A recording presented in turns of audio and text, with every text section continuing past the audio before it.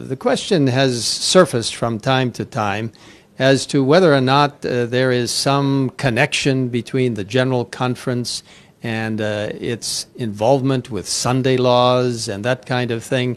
Also, strange rumors that have been floating around in the internet for a number of years, actually, that the Pope has contacted the United States President, who has contacted the General Conference President about national Sunday laws and all of this.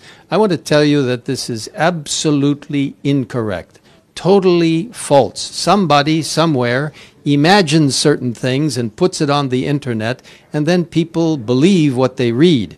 I want to encourage all of you to go back to the Word of God.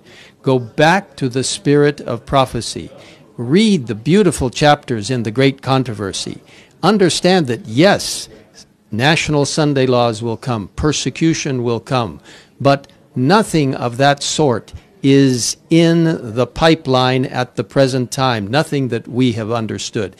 The Seventh-day Adventist Church is a strong proponent of religious liberty and freedom of conscience. We believe in religious liberty for all people.